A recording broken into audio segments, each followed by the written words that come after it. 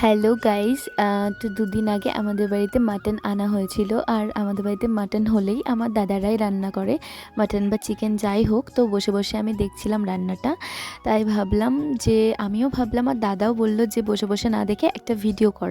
তো সেই জন্য ভিডিওটা করছিলাম।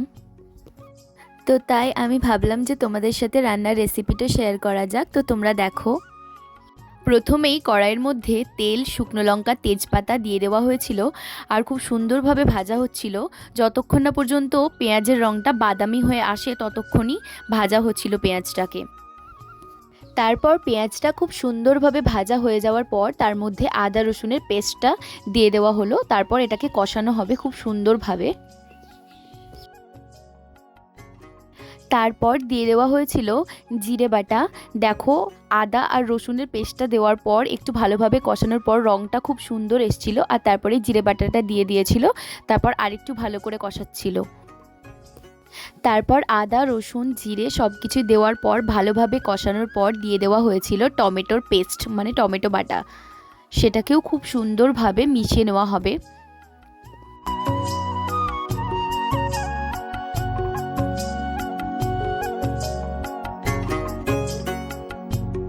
তো দেখো, মশলাটা খুব সুন্দরভাবে কষানো হয়ে গেছে, সেটা তো কালার দেখলেই বোঝা যাচ্ছে। তারপরে আস্তে আস্তে মাটনগুলো দিয়ে দিয়েছিল। প্রথমে একটুখানি দিয়ে সেটাকে মিশিয়ে নিয়ে তারপর বাকি মাংসটাও দিয়ে দেওয়া হয়েছিল। আর হ্যাঁ, অন্য দিন তো বাড়িতে চিকেন মাটন হলে আমার দাদা রান্না করে, কিন্তু আজকে কিন্তু আমার বড়দা রান্না করছিল, মানে আমার বড় দাদা আর কি। তো ওরা বাড়িতে চিকেন মাটন হলে নিজেরাই রান্না করতে ভালোবাসে। আর এটাও সত্যি কথা যে ওরা রান্না কিন্তু খুব খুব সুন্দর করে। আর এই দিকে দেখো, তোমাদের সাথে বকতে বকতে দেখি এইদিকে মাটন রান্না অর্ধেক প্রায় হয়েই গেছে, কারণ মাংসগুলো মশলার সাথে খুব সুন্দরভাবে মিশে গেছিলো। আর একটা হালকা কালারও এসছিল, আর তার মধ্যে দাদা একটু কাশ্মীরি লঙ্কা দিয়ে দিয়েছিল।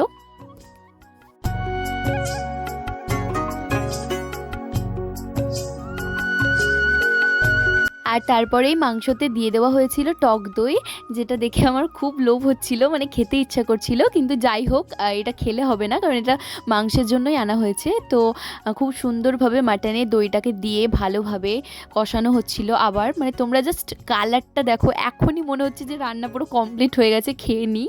কিন্তু না, এখনও হয়নি, অনেকগুলো স্টেপ বাকি আছে। এখনও তো সেদ্ধই হয়নি, মাংসটাকে সেদ্ধ করতে দিতে হবে প্রেসার কুকারে।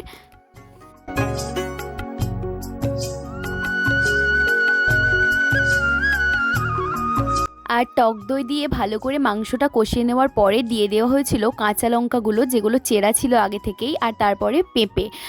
আমি শুনেছি, মানে মা বলে আর কি, যে পেঁপে দিলে নাকি মাটন রান্নাটা খুব তাড়াতাড়ি, মানে মাটনটা খুব তাড়াতাড়ি সেদ্ধ হয়। তো সেদ্ধর কারণেই পেঁপে দেওয়া হয়েছিল। আর আমার বাবার যেহেতু সুগার আছে, তো সেই কারণে বাবা যেহেতু আলু খেতে পারবে না, তাই জন্যই বাবার জন্য পেঁপে দেওয়া হয়েছিল।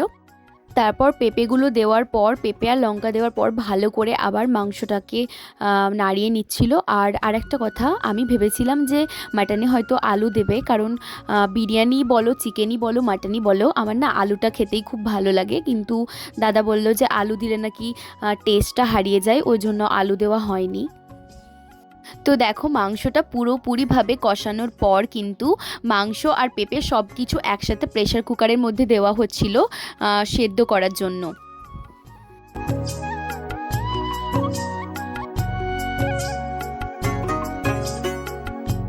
তো সব মাংসগুলো প্রেসার কুকারের মধ্যে খুব সুন্দরভাবে ভরে দেওয়ার পরে প্রেসার কুকারটাকে গ্যাসের মধ্যে বসিয়ে দেওয়া হয়েছিল। দুটো সিটি পড়লেই সেটাকে নামানো হয়েছিল।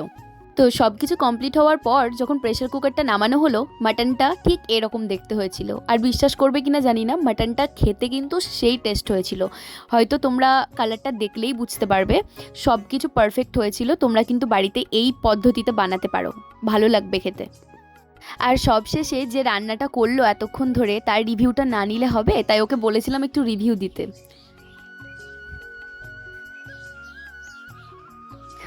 যদিও লজ্জা পায়, কিন্তু তাও আমার কথা রিভিউটা দিয়েছিল।